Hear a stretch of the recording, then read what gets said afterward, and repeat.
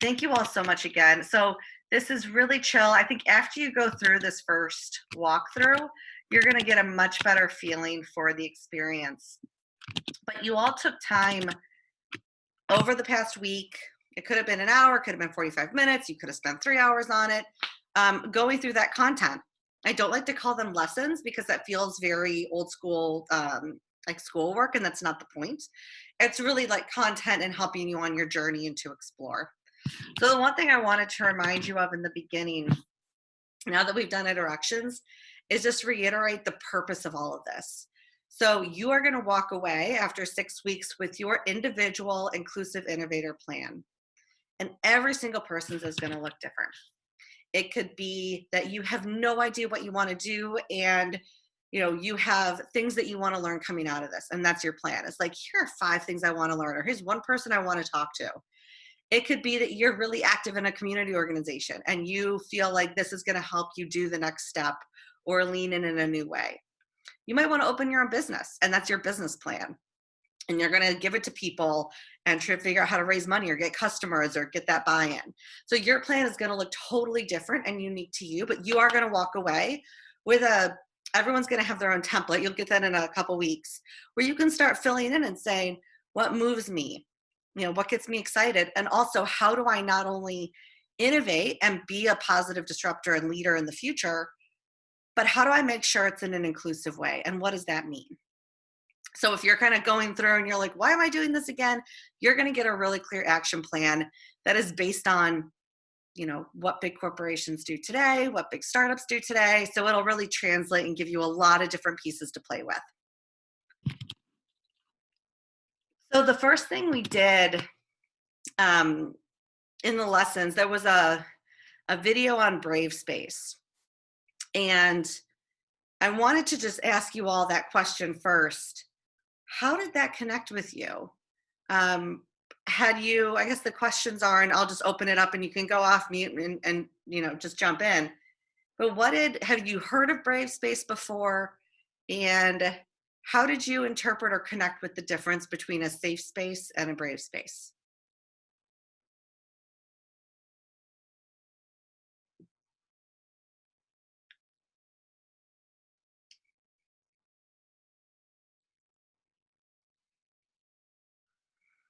Well, I'll go. I've heard of a safe space, Mm-hmm. but it makes sense about the brave space because I guess the brave space is being authentically you and not dumbing yourself down or dimming yourself or dimming your light for anybody in any type of space. But a safe space is more like it's giving you permission to be yourself.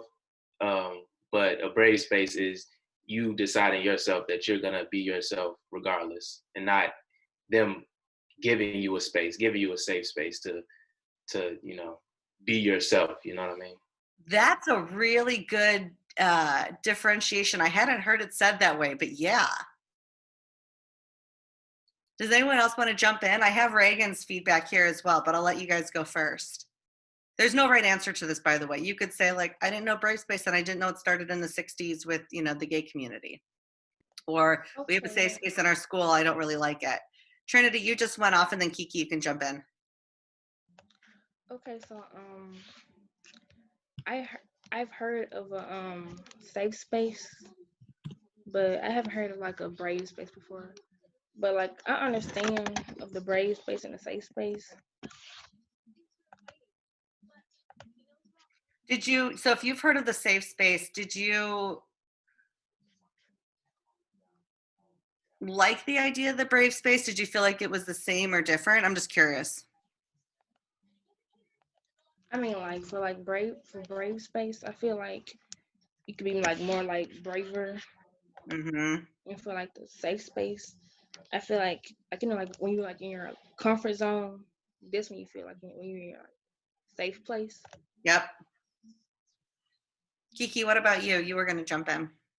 Oh yeah, I was actually going to say kind of like a similar thing. Like a safe space is more within your comfort zone and like not necessarily taking risks, but like I think in the video she explained how like a brave space allows people to like step outside like what they're comfortable with and like kind of like challenge themselves a little more, but in like a safe way, I guess, like without feeling like judged or like worried, I guess.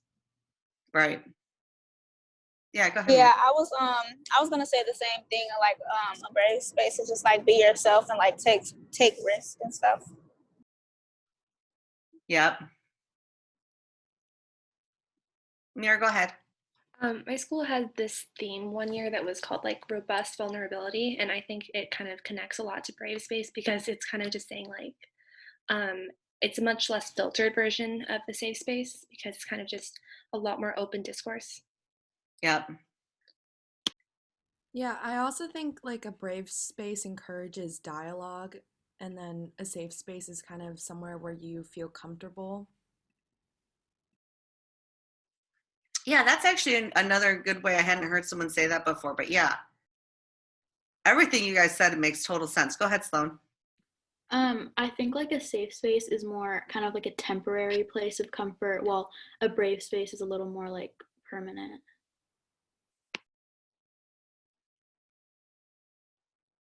Oh, that's interesting. So when I think of safe space and brave space, and you all probably heard this, or if you go back and you research it, there was a lot of drama, especially from universities a couple years ago, on if they're going to support safe spaces or not. And so turns out brave space, if you research it, and you don't have to, but if you dig around for it, has actually been researched and talked about for a while in academia, for probably for gender studies reasons, and a lot of different ideas about psychologically how do you bring your whole self. So the way I think about brave space and why it's important, especially in these conversations, you right now probably will have instances where this will connect with you, but the older you get and the bigger the world around you gets, the more spaces you're going to be in that are not okay. And transparently, I can't promise you a safe space, and I would be hard pressed for someone to say that they can promise that to you. I can't promise you that you're not going to get your feelings hurt. I can't promise you that someone's not going to come in and say something in your life, come into your life and say something offensive that bothers you. And so I think safe spaces are really hard to control. And when you control them, you do tend to lose a lot. I mean, you guys talked about brave spaces letting you be yourself, taking more risks, being vulnerable, encouraging dialogue, being a little bit more permanent versus a safe space is really hard to maintain. So, and then going back to what Jalen said, a safe space is kind of given to you versus a brave space is a choice that you make to be a part of. So when we're in this space, this is a brave space. And there's a couple things that, I think demonstrate that. It's being brave to say, I don't know what I don't know. It's being brave to open up and be vulnerable. And that's actually something that I'll bring over what Reagan said yesterday. A safe space has no judgment. A brave space is where you accept. You don't have to agree. You don't have to like it, but you can accept. And, it is scary to be yourself. And it is scary, especially when we're in a space with people we don't know, with a lot of different backgrounds. How can we get comfortable saying, I don't maybe know all the right words to use, and I don't know everyone's experience. And I'm going to be brave enough to put mine out there, and brave enough to be vulnerable and take it back and apologize or learn and grow with myself or with others. So brave spaces as you get older, especially, and you'll see them more currently, and as you kind of look around, is a much more appropriate way to set the tone of a room and say, I can't make everybody safe here. That's not a promise you can fulfill, but we can all agree to be brave.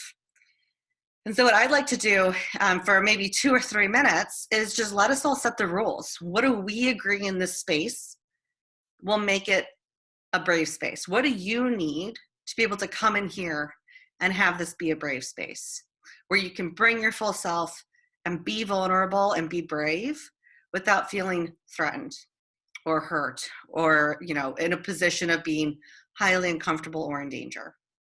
So I'll start with what Reagan asked for. Hang on, I got my notes here. Nice and constructive feedback and accountability, where you can be brave to share things and you're bringing your full self. And that was interesting because I think even in a virtual room, we can kind of get a sense of when someone's not fully showing up. And so it's like, yeah, be brave enough to be fully here and like show up and tell me what's going on. Because if you look uncomfortable and you don't tell me what it is, then I have to guess or be a mind reader. And so, yes, give constructive and nice feedback if someone missteps or you want to disagree or add on to something, but also be brave enough to show up. So that's one rule. We'll put these all down. I have a notepad here. And then we'll vote on them. And every week we can regroup on this and say, do we like these? Do we want to add something? Do we want to remove something? But this is really our room and you guys get to set the rules. So what else in this space do you think is important for you to be brave?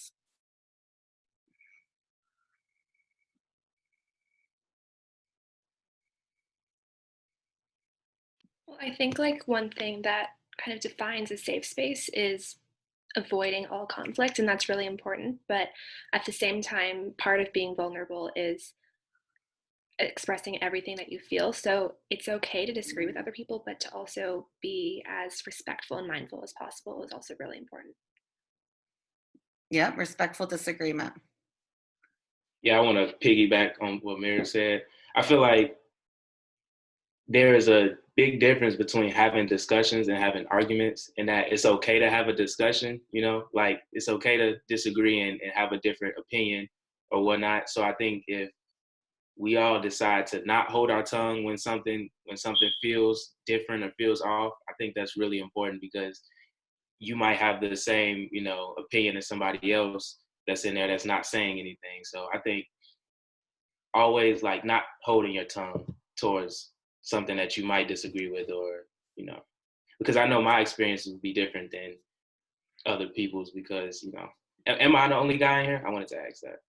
Yeah, I think you might be. Yeah, so I know my experiences will be different, but it's always good to have another opinion or another side or perspective. Yeah. Well, and just adding to that, one thing I like what you were saying.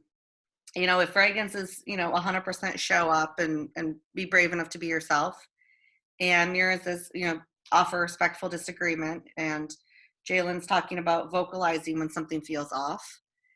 It is sometimes hard, especially if you're triggered or something just feels wrong, to be able to find the words. And so if something feels off in the conversation or after the conversation, it is okay, one, to reach out to me afterwards or in a private message in the chat and say, that didn't sit right with me. I don't know why. It's just something's off, because I might be picking up on it too, right? Or two, if you don't have the words, you could just say banana. Banana is your safe word. Banana is, whoa, I am like something hit me. I don't know what it is. Something hit me. And we can pause and look at it. We can agree to move on and come back to it. But if something doesn't feel right, it's okay to just use the word banana, and we can look at it and say, is this an experience that you had coming up? Do we want to look at this? Do we want to talk about it later? But it allows us to just call a timeout and look at it. Because sometimes we don't have the words, right? Like we can't immediately express what it is. We just know something's going on. And so it's kind of like calling a TO. And you can do that to the group.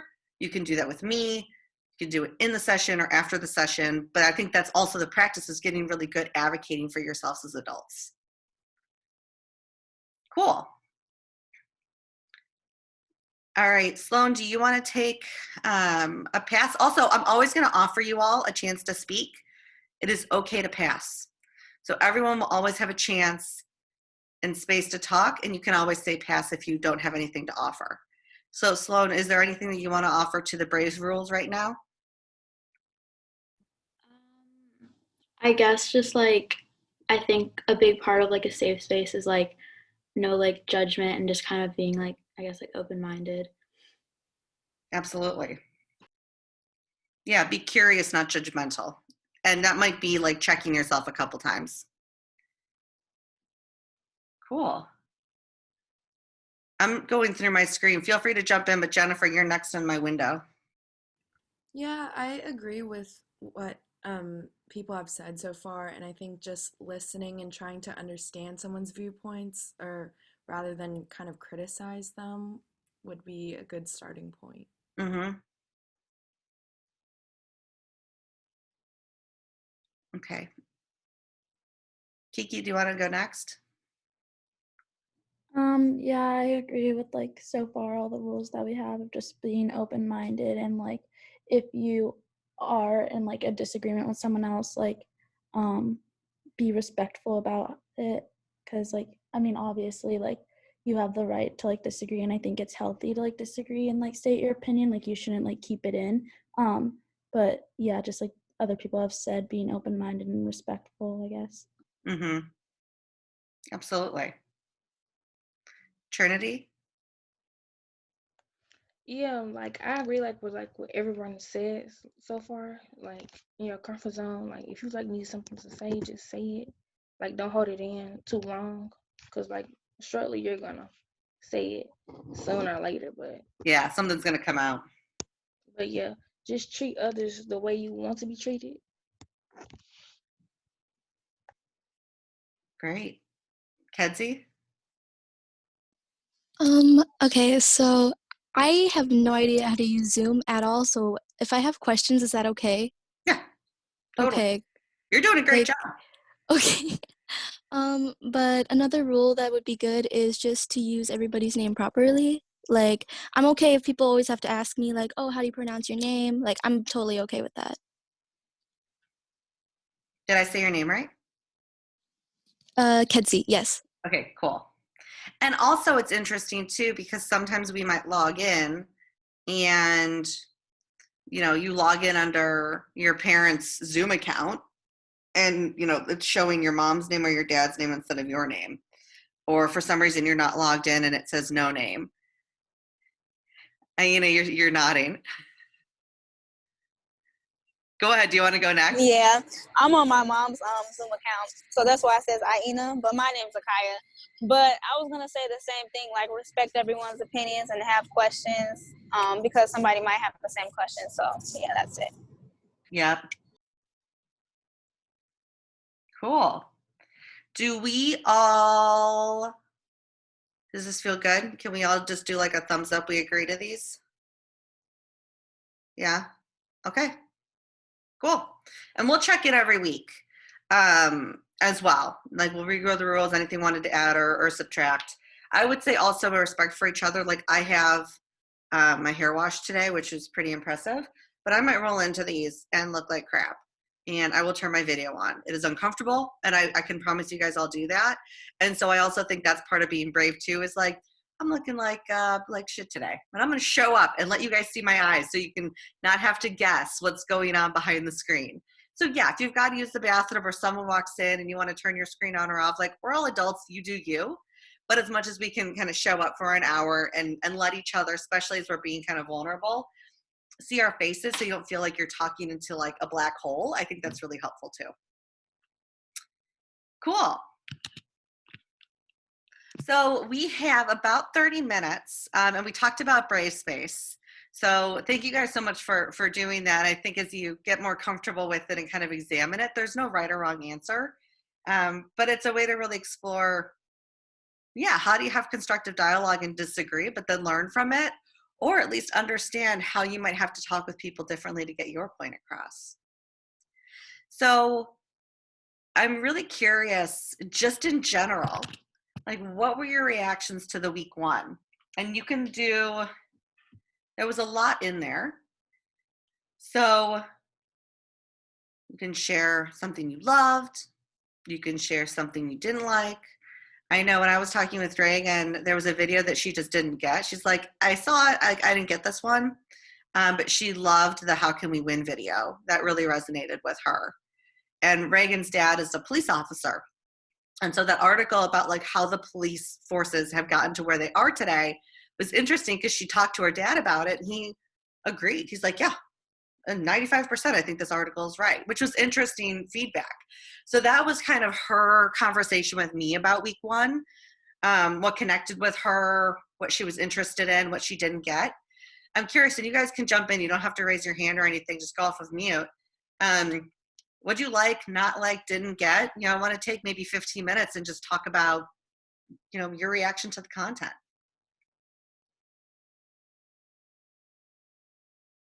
Um, so I forgot what it's called. I think it's the How We Can Win video, but I I have my think whole cheat sheet, by the way, of all the links I can pull up, but it's of the Black woman talking about the Monopoly game and right? I love the energy of that video. I love how she was just going off about facts and everything. It was just really inspiring and very moving. Mm-hmm. Can I tell you, I get more emotional every time I watch that video. It actually like hits me deeper and deeper, versus less. And I didn't expect that either when I watch it. So thank you for sharing that. And yes, the way that she goes through the facts is a very different way that you hear other people rattle off facts, right? Thank you. Anyone else? Yeah, I agree with Kezzy. I definitely love that video, but there was one video that I didn't get. It was of the little boy explaining the picture. Like Yeah. Same. I got it, like the feeling of it, but I didn't understand like what the actual, like message was or Totally. Okay. Yeah, we can talk about that one. So watching it, I was just like, what is this? But I kind of understood it. It's more like, I don't know how to explain it, but you just kind of have to like get it, I guess. Basically, everybody's interpretation on things is like interesting to some people, I guess. That's what I got from it, at least. Cool. Did anyone else? We can jump in and talk about that one a little bit, and then I'm curious because actually Reagan, there was a different video that she didn't get, and we talked about it. And afterwards, here's my two things. One, if like nobody gets it, then this is good for me because I'll pull it because it doesn't matter if I get it or not. If it doesn't connect, there's a bajillion other ways to like get the same message across. So it's totally cool if things don't connect. There was another video, I'm not going to say what because I'm curious if it comes up, that Reagan brought up. So we'll definitely dive into the art video because that one I ended up including at the very end. So anything else that people love, didn't love, questions on? Go ahead, Mira. One article that really stood out to me was the one about Nazis and how they kind of modeled their agenda after Jim Crow laws. And I found that really jarring because I think we tend to think of the system as, well, that's just the way it is, while we really openly and rightfully so condemn the Nazis. But if I think like it's a really interesting comparison that we need to make and acknowledge when we're looking at the way things are rather than just accepting them. Yeah. Yeah, I think that article was also pretty shocking to me, especially since America is very like anti-Nazi and we were against them in like World War II and everything. But it was kind of, or I just didn't know they based some of their laws about Jews on the Jim Crow era, Yeah. which I thought was really interesting. And it's kind of just another thing that we can reflect on as a country to look back at our history and what that has done and to shape our modern day world. Yeah. And can I piggyback off that? Totally. So that's interesting because as a America, we feel like we're above everyone and this, that, and the other.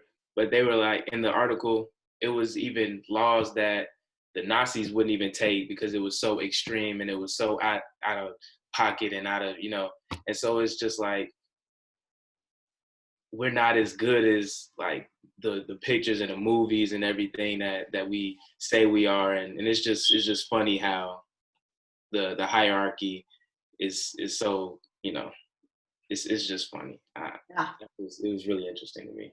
Yeah. So I'll say a couple things on that really quickly. And again, like you guys have the video. This is a conversation. Write it down if you want. Get the video, whatever. But there's a book called Normal Sucks, and I'm gonna make sure I give you all these resources at the end. But Normal Sucks is an amazing book. It's super easy to read because it's written by like a guy as like a letter to his son, and he grew up with learning challenges or differences. But in it, he goes through all this in like such an easy way where it doesn't feel like a textbook, but you're like, holy crap. So for me, and I'm going to put a giant asterisk on this, they call it like American exceptionalism, right? This idea that like we're amazing at everything and we're flawless and nothing's ever wrong.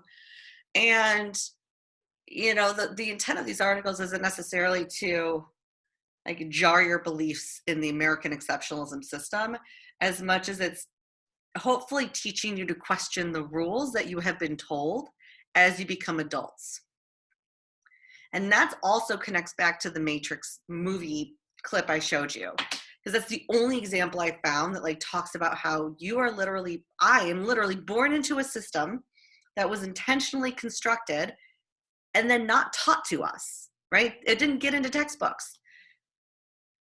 And then people die and generations go by and here we are. And, you know, yes, I think there are some people that are very like intentional, like we will hide this and we are going to do these really intentional bad things. But I think a lot of it's just like we built systems 150 years ago and then those people died and we didn't talk about it and we all forgot and it wasn't taught. Like this isn't a given. At some point someone made a choice and developed this and we're all born into it. And like that's, if you watch The Matrix, it's that same idea of like, you're part of a game that someone created. Once you know the rules, you can figure out how to get out or around the game. And when you guys are thinking about becoming leaders in this world, there are going to be certain systems that don't connect with you. And I would challenge you to say, that might not be a you problem. It might be because it's a bullshit system and it doesn't make sense. And I think a lot of people question themselves and think they're crazy, or maybe they don't understand, or they change who they are, they try to adapt.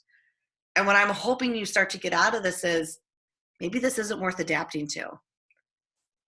So, you know, Charles Darwin's cousin created eugenics, which is the idea that like of a perfect person, which is why the Nazis were testing and trying to actually create like the modern person. But that was Charles Darwin's like be average cousin who wanted to do something different and actually got places to listen to him. And yes, America made some really crazy decisions. I think the biggest Nazi rally was like in the United States before World War II.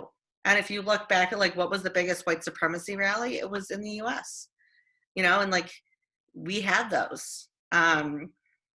So there's really interesting pieces of history. Like when Jim Crow came around, it was a reaction to Reconstruction when it didn't have to be. And so I think it's important to understand those areas and get those facts. And there's some really cool books now that we have access to that people in the 80s didn't, because they didn't have the internet and they were kind of whatever was in their library was what was in their library. So yes, it's not necessarily I'm trying to like turn you all into, I don't know, buy your own island crazy people and give up on the system, because there are a lot of great things where you can go out and protest. And while I would say you shouldn't have to lose your life and that still happens, it's technically not legal. And the system is, we get into the police officer system, right? We have a country where we can talk about it and look at it and say this isn't okay. Versus in other countries, people are dragged off and disappear. So you can look at it both ways. But yes, this idea of American exceptionalism isn't necessarily true. Like we had some of the craziest fucking ideas that even the Nazis were like, whoa, no one's gonna go with that.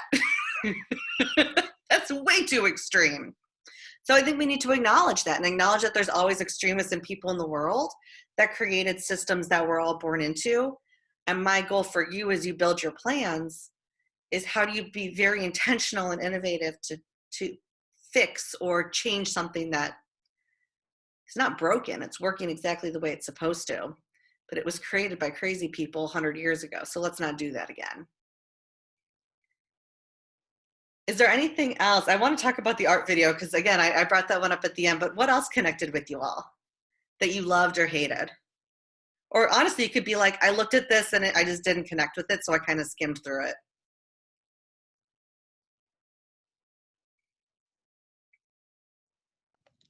Okay, so like the video with the boy was at the science museum Yes. with his mother. I really didn't understand it. Okay. Really. It was kind of hard, so like I fast forwarded a little bit.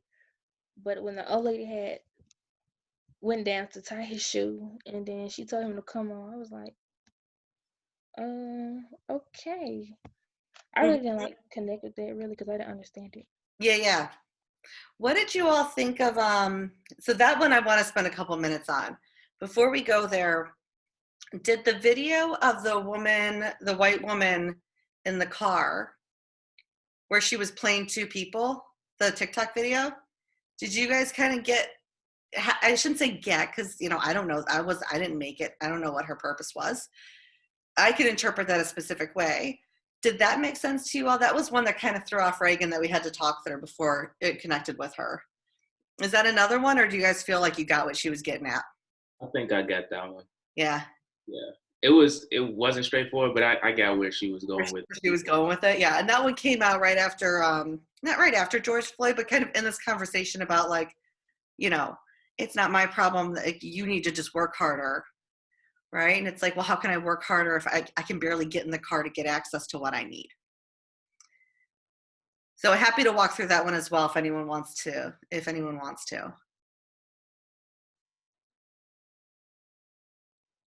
Really quickly, the one thing that's interesting about that video, we did a workshop with national leaders of juvenile justice.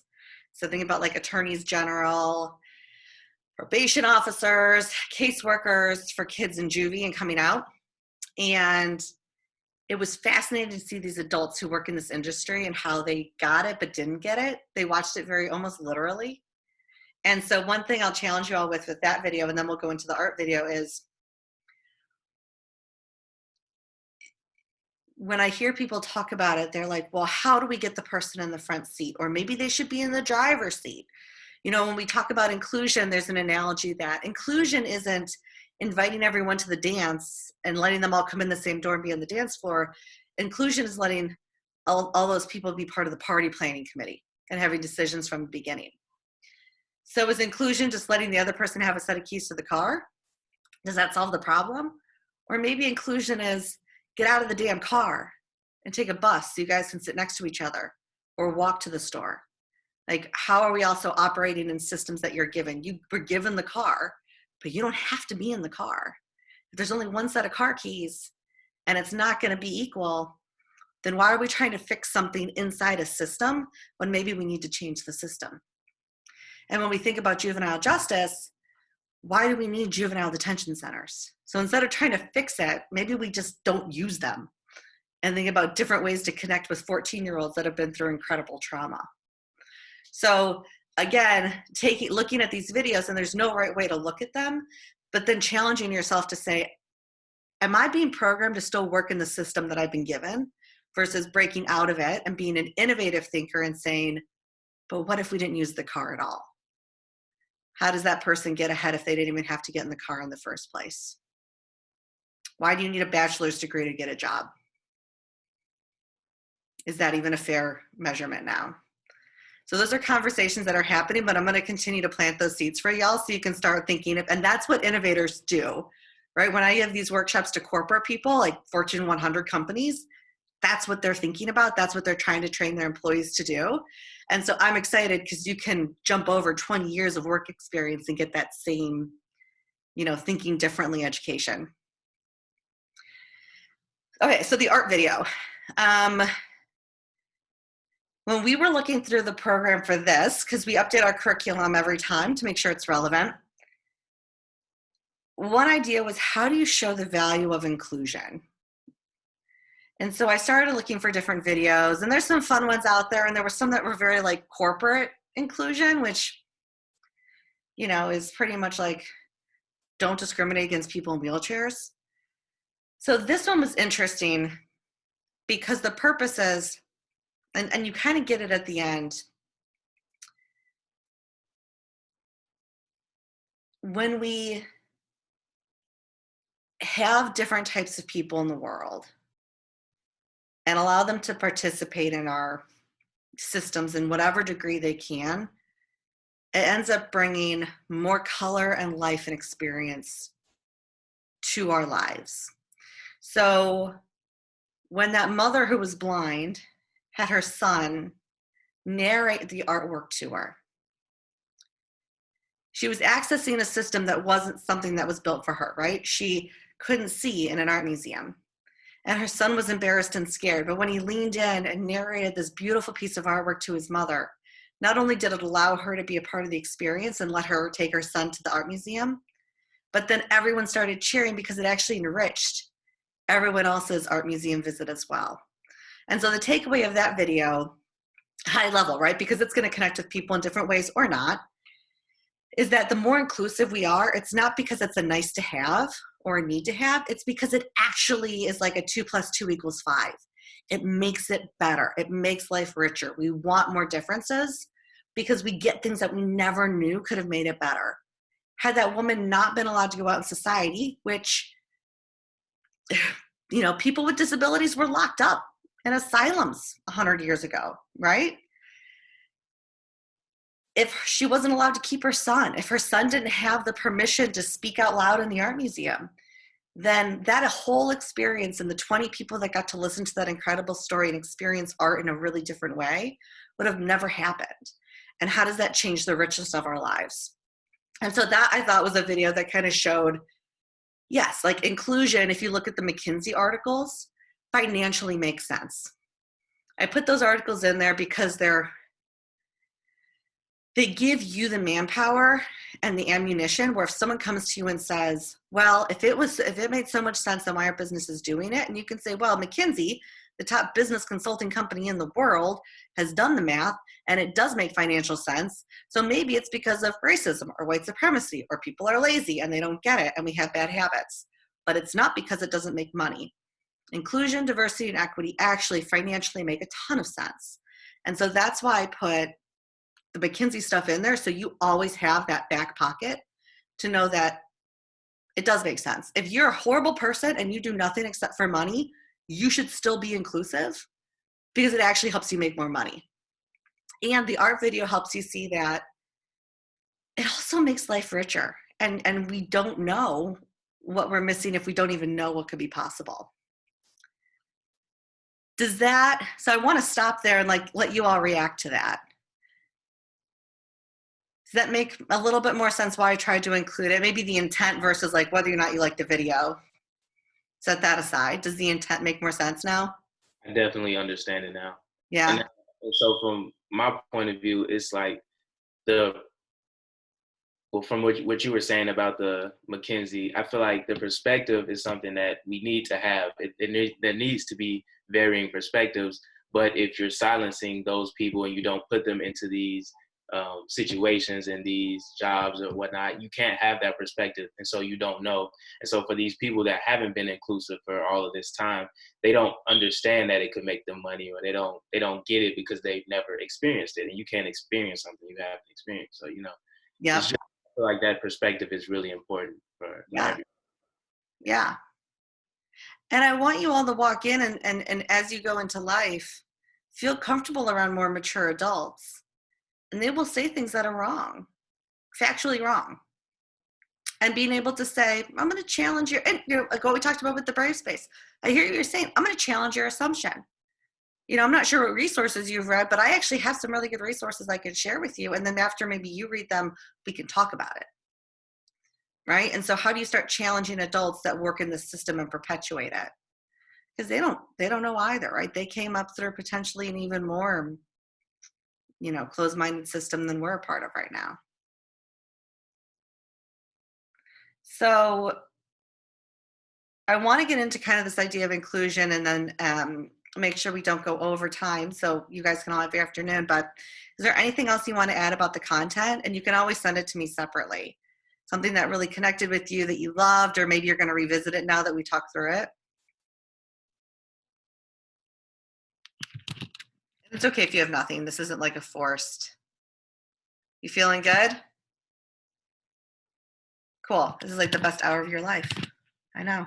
These are living the dream, guys. All right. So the other thing that's challenging, when you look at the workbook, at the very bottom, there's a definition of inclusion.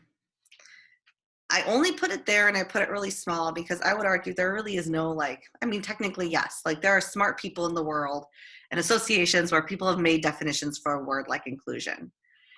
And you all are going to have your own definition. So I want to take a minute and just ask you, because a lot of this was about, understanding that we're part of a system that was very intentional, and it doesn't work for us now, and it's not going to work for us moving forward. Getting you guys to think outside of the box and challenge those norms and understand why the system is made the way it is.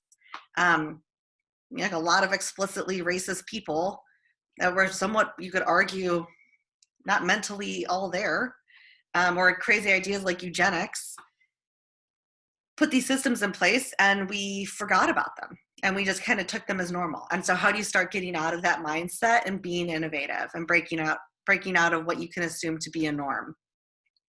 But I want to ask you about, like, how would you define inclusion for yourself, and why do you think it hasn't happened yet?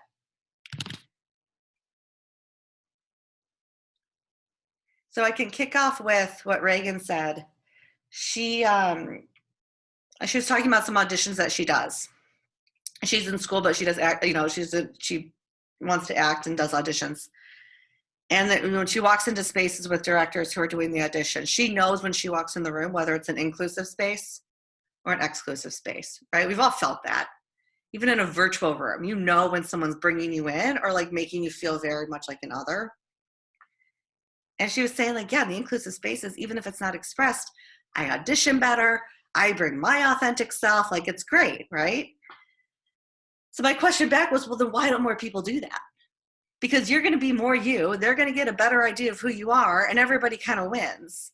So why don't we have more leaders be more inclusive? If the money makes sense and we all like it, and we feel better about ourselves, and it helps us make sure we're in the right spaces, right? Because if you don't connect, it's like a relationship.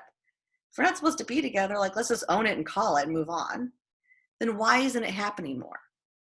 So my question for you all is, what does inclusion mean to you, kind of coming off of this week?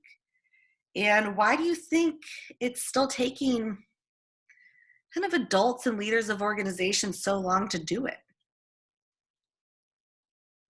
Yeah, go ahead, Jalen. I think I have a great analogy. Yeah. Because I'm an actor too, and so I get what she's saying. But I think the analogy of having a movie or having a company, and when you see people in, you know who the characters are, you pick people based on how they look. Because I know in movies or whatnot, the casting director, the people that cast for movies, they know what they're looking for, and they know what they think is the perfect, cast for what they have for this movie. And so I can connect that to a company that knows what the audience or the people, their employees or whatever wants to see, and they pick based on what they think is the best or the best candidate or whatever, when that usually isn't the right choice, you know what I mean? So I feel like it isn't happening because we're so naive in thinking that we know what this right way is, or we know, we don't know what, I'm not sure how I can express that, but, I think that's what you're saying, where it's not that everyone can say, we don't know, we're going to try our best. It's, we all actually think we know. And so we're all actually bringing in a bias and not acknowledging it. Or we got people in charge who actually think they're the smartest people, and they're like, oh, I think I know this. I'm going to make this decision. Is that kind of what you're saying? Where like they actually think they know, and they might not, they might be wrong, but they still go on that. Yeah, because you can't tell what somebody's qualities are or what they can bring to the table if you're just looking at them. It's Right. never work. Right. So if we get past that, naive thinking that we know everything, or you know what I mean. It'll be much better. Just being more open-minded about everything. It's just Yeah. Everybody. So you know what you guys might really like? So I'll say two things on that. Yes, human beings, we're incredibly arrogant, and our brains are like simple and yet really complex. And it's like this, obviously there's whole like PhD programs and people do this for a living. So Normal Sucks, great book. I'll send you the link for it. Talking to Strangers by Malcolm Gladwell. I had not read it until about a month ago. Amazing. It pretty much walks through how people are terrible at reading other people. We're horrible at knowing if people are lying to us or not. And we consistently think we're smarter than we are. And so um, it pretty much walks through how like even the best CIA agents in the world were conned by spies that made it to like the top of the US CIA agency that were actually double agents. And it's so cool when you read it because you're like, wow, like these people are supposed to know if someone's lying and they got conned. So maybe I shouldn't think I know everything or be a little bit more skeptical of myself. I'll send you guys the links after this, but those are really good books that just talk about like people make assumptions on what they know, and you know a lot of times we're wrong. What else do you guys think about this word inclusion? You know, especially because this whole program is called Inclusive Innovation. So is there something you're exploring? Is there something that you're like, inclusion means this to me?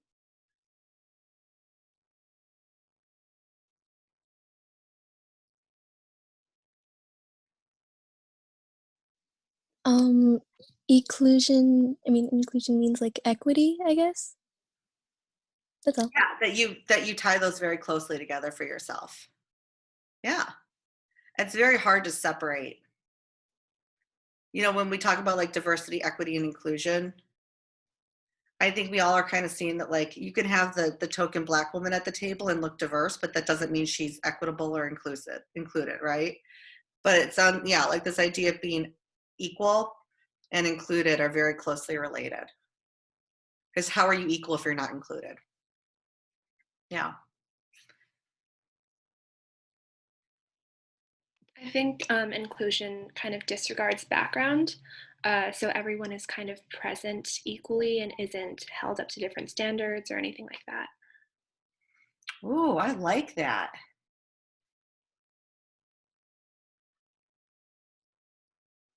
Yeah, just going off of what Mira said, like you're kind of put on an even playing field without kind of the implicit biases someone might have against you.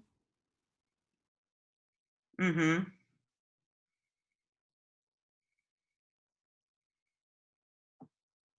So everyone is just present and exists as they are in that moment rather than people, I guess, judging or critiquing who they are, who they were in the past, or what their life is outside of that conversation. Yeah.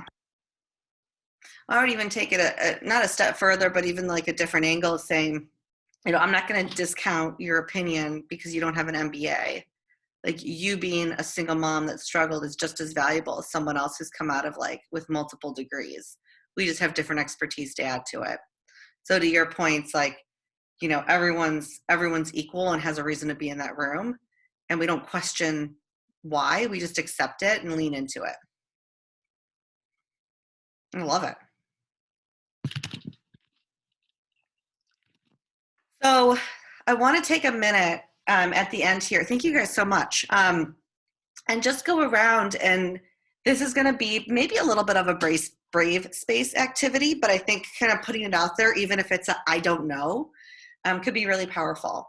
So a lot of folks have joined us for different reasons, and you were all nominated by someone that thought you would be highly qualified for this experience. So you should be truly honored, and also know that you all are on your own journey, and that's okay. And you're all here for different reasons with different goals. So I want to just take the last couple of minutes and have everyone go around, and Sloan, will start with you because you are literally right here to me. So as you guys bump around the screen, Sloan, you're first, and then you can call on someone else to go next. But what area in your life are you most interested in pursuing or finding the deepest connection to right now? So less about, this is my action plan title, but just what's going on in your life where you're like, this is how I'm connecting. You know, maybe you're trying to like get rid of anxiety, or you're thinking about building your own business or taking a different path. Or the last year really affected you in a lot of ways and being disenfranchised with the world, and you want to be a part of the change, or you want to feel more comfortable, or you don't know. Or you could say, I don't know, I'm still exploring that. But just take a minute, and each of you go around, and Sloan, will start with you, and then you toss it to the next person. and just share, what's something that you're exploring right now that this connects to you.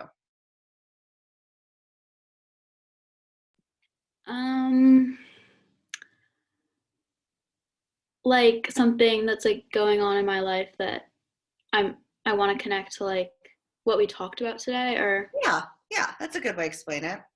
well, I kind of like joined this program because I want to like learn more about like the, I guess, like implicit biases like in America, and like how like prejudice has kind of been like part of, I guess, like founded like in this country, and kind of like learn more about how we can like change that. Yeah, absolutely. And so you're connecting this back to that larger journey of trying to decode why this exists. Thank you. Do you want to hand it to someone else? The virtual. I'll hand it to Mary. Okay, Mary, you're up. Well, this is kind of vague, but I think just as someone who will be entering the workforce in a few years, in a very still flawed but changing world, it's kind of important to understand the way things are, just to be as present in it as possible. Yeah, that's not vague. That makes sense. You want to know the context that you're walking into and be informed, right? I'll hand it to Jen. Yeah, I think kind of like Mira, I also just wanted to kind of get some background about our world and how it's shaped in the kind of socio-cultural and political environment, um, to kind of prepare myself for what I will probably encounter in the future as I get older. Yeah. Kiki. Yeah, kind of like Mira, Sloan, and Jen. I also just like want to like expand my knowledge and comprehension, just like learn more about like biases and like just kind of really just, I don't know, enhance like my current like idea of stuff, and yeah, overall just like grow from this experience and learn new things. Mm-hmm. Great. I was gonna say like learning more about the world and how like there's so much hatred going on, and like how to succeed and stuff. Absolutely. So like I just like want like to help like the communities to be like a better place, cause right now it's not really a good place, and I just like want to like spread the word out to different people, Mm-hmm. so we can like spread like more out to the world. Cause right now in like different places like in Nigeria, what happened there is Mm-hmm. like a very bad place, and it just needs to be. I'm trying to say it needs to be. I don't know what I'm trying to say, but like I just like want the world to be like a better place, and like the community and the environment. Yeah. Well, and I think to what you're trying to get at as well is what we're doing right now isn't working, because if it worked, it would have worked. And so kind of expanding the different ways we're thinking about it and taking it not only from our communities, but how that can scale, to our neighbors across the border and people all over the world. Does that connect with you, Trinity? Yeah, and I think in like the past year, like losing my senior year and whatnot, I feel like it kind of catapulted me into the real world as a man, and like now I have to find myself and learn more about myself. So the thing I want to do is become more open-minded, because I've been in this patriarchal society for as long as I can remember, and so I do want to be much more open and much more open-minded to seeing other views and seeing more women leaders and getting more views from them, and this is very important, because we like we've been talking about, we don't know what life could be with more women leaders and women in power. And so I believe that's really important, and I want to start myself, because the men are in charge right now, and so I feel like you have to change the system inside, and that starts with the men learning about, learning from women's point of view. So, yeah. Yeah, absolutely. And this is really helpful because one thing I'm getting from you all, one, it helps me connect with you. And two, this helps me pull in some extra content for the weeks going forward, right? So if I have like different options, it'll help me pick, new articles that have come out, things that are going on that I think will resonate really specifically with what you all just shared. So thank you. And I know we're a few minutes over, but to wrap, for me, when we started this, it was because I did see what was going on the inside. And there was no one else's right to succeed any more than yours. And I don't think this world, if I want to bet on who I want to be my boss and who I want to be in charge, it's you all before who's currently in place, because you have the right to win. But I don't want you to wait 20 years to have to learn the way I did, or that our board did, or other facilitators did. And there's no reason for it, right? Let's disrupt the system. And the sooner that you all who are capable adults, even if you're teenagers, you're adults, you're in the system, you see the world works. Let's get you the information sooner so you can advocate for yourself and other people better. And so